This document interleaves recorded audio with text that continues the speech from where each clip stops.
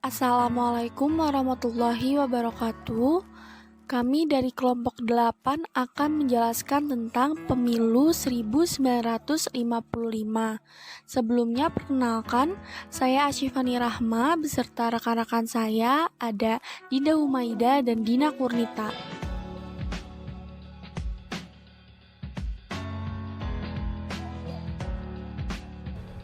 Latar belakang pelaksanaan pemilu tahun 1955. Pemilihan umum merupakan salah satu prasyarat agar suatu sistem pemerintahan yang demokratis dapat berfungsi. Pemilihan umum tercantum sebagai salah satu program Kabinet Parlementer Republik Indonesia. Persiapan mendasar diselesaikan pada masa Kabinet Ali Wongso dengan agendanya mempersiapkan pelaksanaan pemilu pada pertengahan tahun 1955. Tanggal 31 Mei 1954, dibentuk Panitia Pemilu Pusat dan diketuai oleh Hadi Kusumo dari PNI. Dan tanggal 16 April 1955, Hadi Kusumo mengumumkan pemilu parlemen diselenggarakan tanggal 29 September 1955. Hal ini mendorong partai politik berkampanye sampai ke pelosok desa agar memperoleh suara terbanyak. Kabinet ini berakhir pada tanggal 24 Juli 1955 sebelum pemilu terlaksana.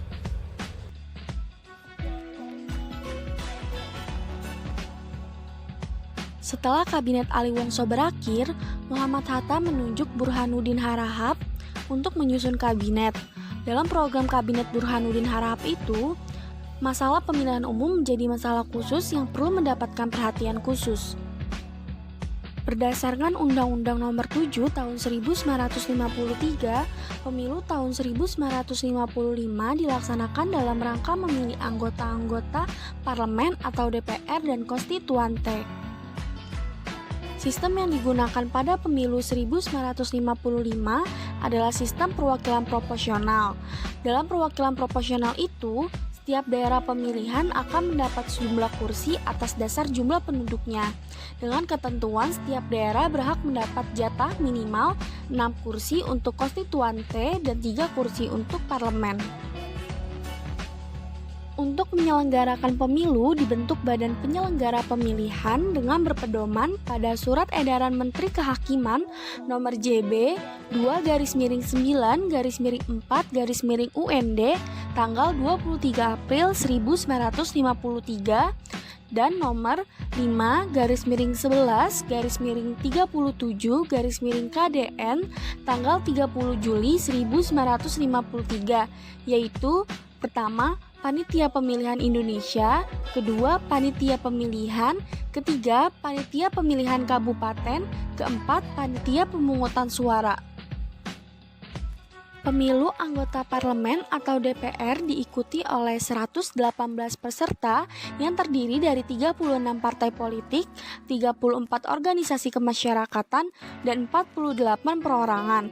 Sedangkan untuk pemilihan anggota konstituante diikuti oleh 91 peserta yang terdiri dari 39 partai politik, 23 organisasi kemasyarakatan, dan 29 perorangan.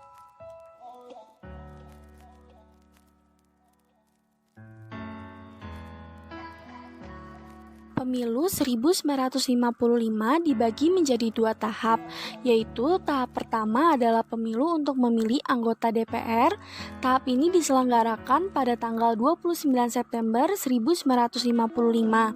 Yang kedua yaitu tahap pemilu untuk memilih anggota konstituante. Tahap ini diselenggarakan pada tanggal 15 Desember 1955.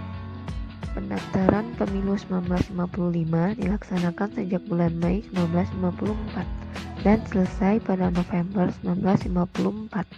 Untuk jumlah warga yang memenuhi syarat masuk bilik suara sebesar 43.104.464 jiwa.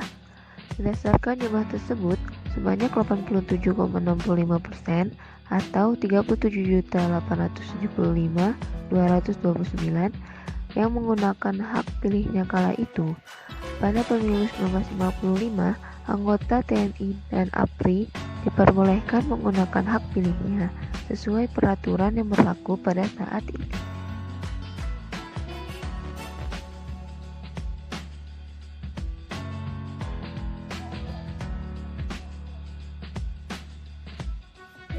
pemenang partai dalam pemilu pada tahun 1955 adalah PNI atau Partai Nasional Indonesia dengan persentase 22,3%, Masyumi dengan 20,9%, Nahdlatul Ulama sebesar 18,4%, dan PKI atau Partai Komunis Indonesia sebesar 16,3%.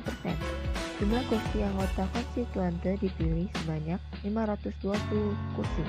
Keempat partai seperti PNI, Masyumi, NU, dan PKI menjadi 4 fraksi di DPR.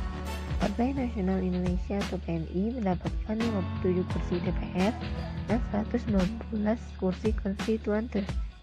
Masyumi sebanyak 57 kursi DPR dan 112 konstituante. Nahdlatul Ulama sebanyak 45 kursi DPR dan 91 kursi konstituante. Dan Partai Komunis Indonesia sebanyak 39 kursi DPR dan 80 kursi konstituante.